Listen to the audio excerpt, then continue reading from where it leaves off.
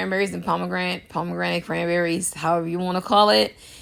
Pomegranate cranberries times a juicy red apple. What do you get? This baby right here. Y'all, she is everything, okay? So to you people, anyone that loved Harvest Pomegranate and it did not come back, it's not as earthy, is very bright and juicy. If you wanted a remix to Honeycrisp Apple, here you go. You all out here in the open concept. This is a solid, it's serving a solid 9. Like, it's teetering through the whole open concept and drifting right and left into both rooms.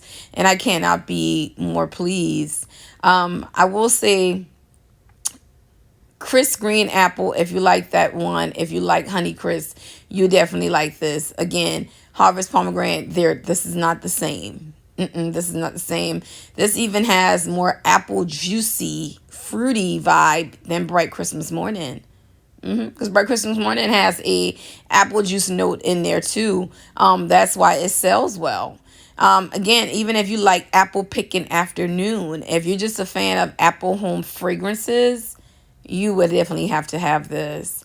It's given like country chic, almost like if what they call it, the country apple. Yeah, almost if country apple was to have a body care with somebody, this would be it, because that pomegranate just adds a nice earthy element there where it's not so pungently sweet. But I'm going to tell you now, when you see this clip in my beauty room, which is the same size as my room, I kind of overburnt it because I ended up falling asleep. I took a little midday nap. I don't know how it happened, but it just happened. And I said, oh, she's turning color. Remember these matte jars?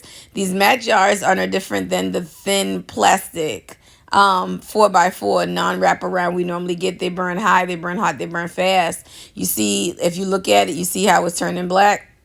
That's because I overburned it. And child, to get the footage, I said, well, I'll put it out.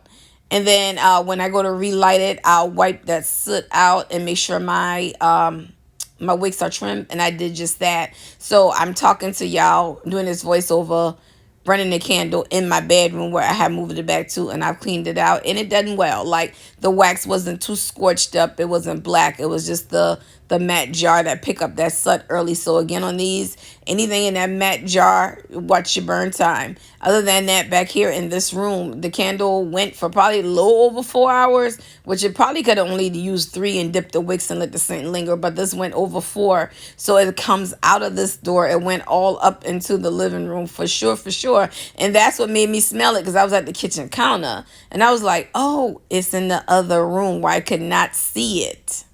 And when I walked in the room, I saw it. However, I smelled it before I got to it. So again, a solid 8. We can throw this at I'm going to give it a high, not a medium high. I'm going to give it a high. This is definitely one of these ones you want to dip the wick and let the scent linger, and tell me what y'all think.